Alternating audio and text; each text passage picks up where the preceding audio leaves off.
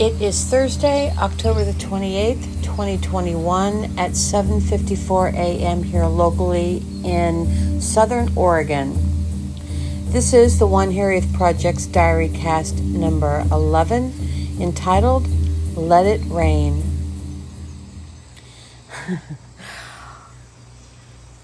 I'm not even really sure where to begin with this DiaryCast because it kind of falls all over the map when it comes to trying to pinpoint and identify that overlying message of let it rain.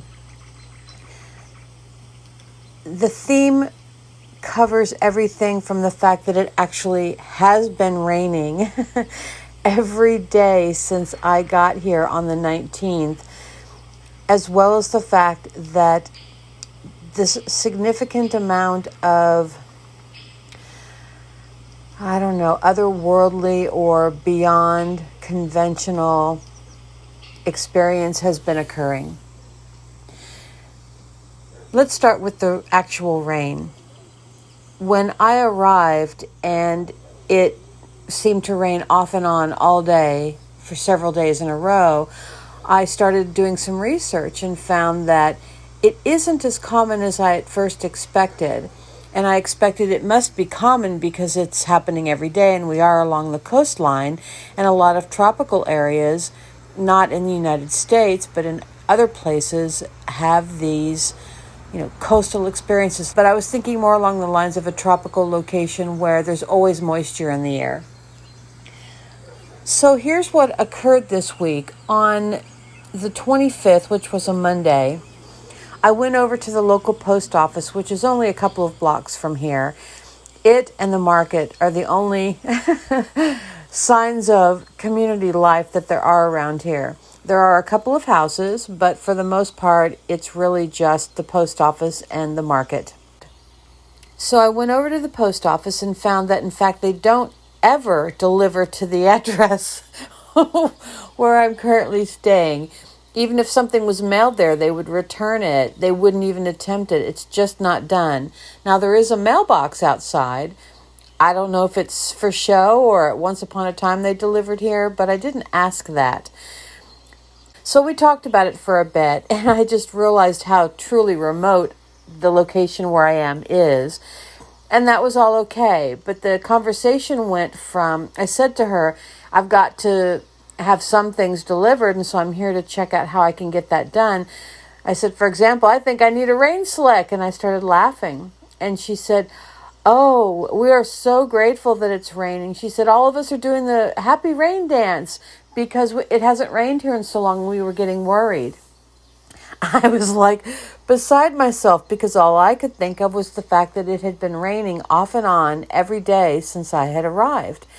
And that still is true. So I haven't been here quite 2 weeks, but every day it has rained. And some days it rains off and on, every hour or so, all day long. There's always liquid in the air. So it creates this cocooning experience. First of all, the fact that it hadn't rained until I got here, but the moment I arrived, it rained and has been raining ever since, makes me feel grateful that I am in this energy that is nourishing the earth. Put it that way. This woman actually said, well, hey, you're the only new thing around here. Maybe you brought it with you. And little did she know that on some level I'm thinking, I wonder if I'm effectuating this in some way. Because I am of the mind, because of all the traveling I've been doing since 2015, that there are some places that I end up there because I'm interacting with what is there, either to offer me more spiritual awareness, or whatever it is that I have can mix with whatever exists there to create something needed, something new, something different. You can fill in the blank on all the possibilities that might render. So when she said that, of course, I chuckled, and then the fact that it's been raining ever since really makes me feel it takes my breath away. It makes me feel like I am a part of something going on here. It does create a cocooning sort of experience because I have not been out walking every day like I usually do. And, when you get out, I don't mind being rained on, especially when the temperatures are, 50-ish, give or take. It's not that cold. But once you get so wet, even if it's only lightly raining or even just mist in the air, there comes a point where your clothes become so heavy, they're dripping themselves. So I can't get anywhere near the distances that I'm used to. I'm used to a minimum of 3 miles, usually 4 to 6, almost every day. So it has been a cocooning experience, almost again as if it is part of whatever I'm going through here. And so because I embrace what occurs in my life, I recognize the potential offering that is being given to me, and I don't get upset at all. Usually I would be disappointed at the very least, but concerned because I like to keep my health up, and I do like the walking. It clears my mind and makes me feel refreshed, so that I'm going through like a reboot or a reset on a daily basis. If I stay in too many days in a row, it affects your mood and it affects your physicality. But I do accept that this cocooning has a purpose that I may or may not ever be made aware of. So moving forward then, from the rain being an actual physical occurrence to the more metaphysical, metaphoric representations of it raining, what's been raining has been this connection, this otherworldliness with the nature that is around me, because there just aren't that many people. And here's what I'm finding. I'm finding literally that I'm interacting in this environment, or it's offering this interaction that I've never quite had before. And I won't step in to call it magical, because I've felt magical environments before. Almost everywhere I'd ever gone in Australia was magical. It was magical. Magical things happened. The energy almost sparked with aliveness. Things were presented in my everyday that just brought me such exuberant joy. This is a different kind of magical. It is subtle. It is undertoned, and it has healing properties to it that I haven't quite figured out yet. And it is a kind of magical that is more, it feels like it's organic or natural or native, as opposed to being an energy that's just flowing through, or an energy that is created by the humans and their placements in that environment, and, what they're doing, the butterfly kind of effect on a human level, or with all the buildings, how the air flows through those buildings that are man-made. Here, it all feels like it's coming from nature, and I am stepping into this powerful consciousness that is all around me. I feel that for a number of reasons. One of those is, the other day, I had the window open and I saw something fly in. This particular window in the back bedroom does not have a screen. And so I looked at what flew in. It was so small, I thought, oh no, I'm going to get a bunch of gnats, which means I can't ever open this window. And I love the feeling of breeze on my skin. And I noticed it was a ladybug. And then I realized that all around my window were flying ladybugs everywhere. They weren't gnats at all. They were all ladybugs. And then I started looking around the room and I noticed, just 2 or 3 others, because I had had the window open for a few hours. But the air was ripe with ladybugs. And how charming is that? And I'm sure it has to do with the fact that we are, 2.5 miles at the most from the Pacific Ocean. And, the kind of weather that we've been getting and the temperature that it has been sustaining. But where in the world in October do you end up with, a collective of ladybugs that are charming and not, just one or two here or there, or so many that it feels like it's a locust flock. You know what I mean? So that's the kind of natural unusualness that I've experienced. But then there's the healing. Without going into all the details, I have two things with my left leg that I don't think anyone except possibly my son knows. And that is that I had an automobile accident when I was in my mid-20s where I hit my knee on the dash. And although, it didn't really hurt at the time, as I got older, I felt it stiffen. And I can't remember a place in the last 4 or 5 years where I've been where I didn't feel it. And it has grown a little bit more progressive as I have become more active, and probably also because of my age. Now, in December of 2016, I wore flip-flops, even though it wasn't something I liked doing. I usually always wear tennis shoes and, tiny little socks that don't even really stick up past the shoe much, or, just slightly above the shoe. And where I was staying with some friends in Australia, they were making fun of me, because everybody there either wore no shoes or flip-flops, and that's it, end of story. And I looked around, and that was true. I don't care who you were, how much money you did or didn't have, where you were in Australia, 90% of the people had on flip-flops or no shoes, with the other 10% having on something else. And dress shoes, you knew that person was at work or something. It wasn't New York. It wasn't the other places that I'd been. So I succumbed, and I bought a pair of flip-flops.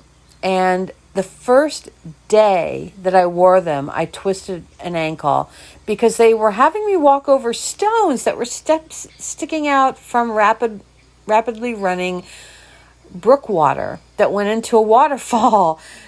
And they didn't tell me in advance. There's no way I would have ever worn flip-flops. But I somehow made it. And I didn't let it sully my day. And then I started wearing tennis shoes again because I didn't want to be in that position. And then finally they started making fun of me enough again that a few days later, for the second time, I put on the flip-flops. And at that time, the father of a friend of theirs, who was a father and had brought over his 4 or 5 children, the children were kind of running at him, playing on the back patio, and he took a couple steps backwards and bumped into me, and the heel of his boot went down hard on my second and third toes. It hurt so bad that I felt like this ping, and I thought, he must have broken it. But yet I could move my toes, and I knew that if your foot was broken, you couldn't move your toes, but it felt odd. But I just went ahead and let it heal. They asked if I wanted to go to the hospital, and I couldn't imagine why. Plus, I wasn't going to get any insurance anyway, being in another country. So I just let it go. And it has healed in such a way that my second toe leans in and touches my big toe. And then the third toe, it also leans in that direction. So those two, somewhere above that, I think he broke a bone, but clearly he did something to the nerves, put it that way. And because I walk all the time, that shoots up to the knee area where I have a stiff knee. And it's not a shooting pain or anything. It's just, I believe that is the cause of this additional stiffness and pain that I have in my knee. So this has gone unabated for years. And I came here, and within a couple of days, I noticed that my whole foot was numb. I mean, literally, not just on one occasion, but it would get numb, and then it would, dissipate, and then it would get numb again. And I didn't feel it as negative at all. It felt warm and like something was happening in my foot. I'm not kidding. That's what it felt like. So I paid attention to it. I noticed it because I wanted to see what would happen next.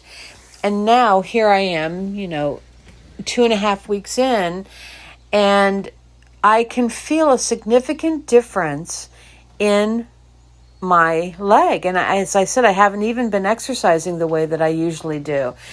But it is less stiff. I don't want to say it's healed because I don't have any evidence of that.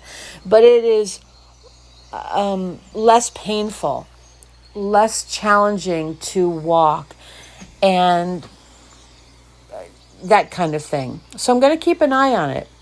But yet there's that healing there. So that's a different kind of raining down on these unusual occurrences that are happening.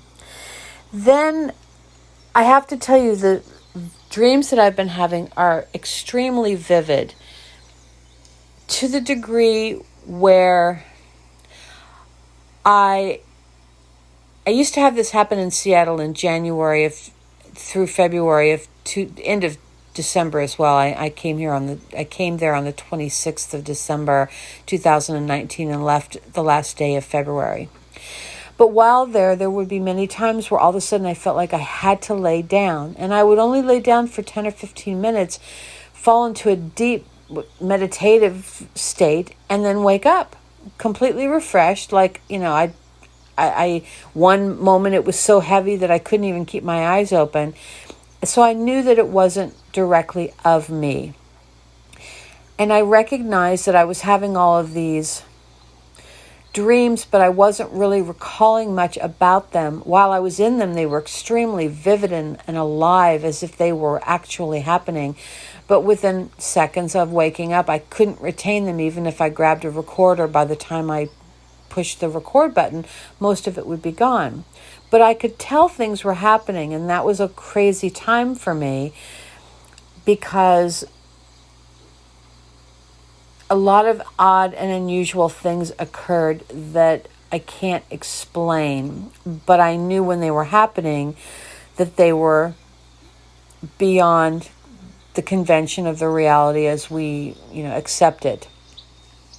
So here's what's been happening. I've been having those dreams, expecting now, recognizing the similarity to the way in which they parallel those in Seattle, and expecting something to happen, and it did. It happened on Thursday. Well, it happened today. And I had sent a recording to a friend. Those who know me, family and friends, know that I occasionally send audios instead of emails or calling on the phone, because I just feel it's more convenient for me to be able to say all the things I want to say and allow them to listen to it at their own leisure and, be able to refer back to it if it's got data in it.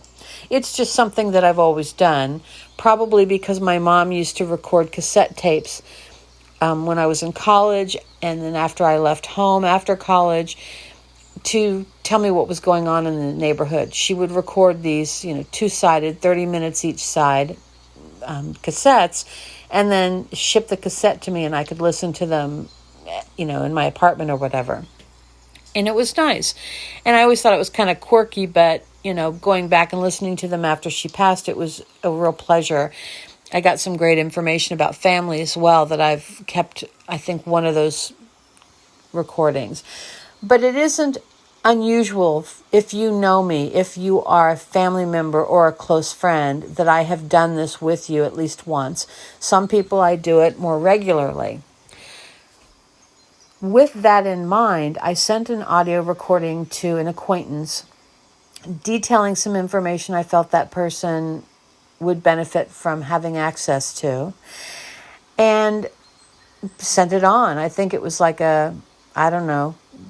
approximately 30-minute audio. It could have been a little bit more, a little bit less. To be honest with you, I can't remember. But I went back and listened to it later on today.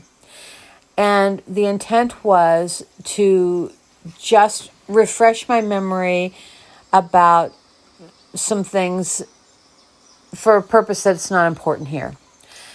And what I heard at about 25 minutes in, so it must have been about 27, 28 minutes long, was I heard another voice. And what I did just a little bit ago was find that location and pull out that tiny little segment of the other voice and then enhanced the volume so that I could really hear it. And what's crazy about it is right before the voice, I said something to this acquaintance of mine in the recording like, I don't know what you're going to do with this information, but, and it was right after that the voice said no or no. And I can't tell if they're saying it as a question, like, you don't know what I'm going to be able to do with this information, or you don't know what they are going to be able to do. You don't know?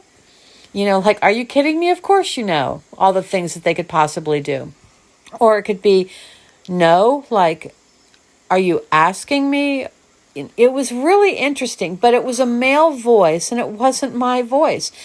So I'm going to insert here that bit of recording. I will probably play the other voice saying no a few times at its current volume. No, no, no. And then play the segment where you can hear that voice, shortly thereafter. But it's much lower. I don't know what you're going to do with any of this information, but I wanted to share it. So you'll have to really listen for it. This journey here in Oregon has a unique and distinct feel to it.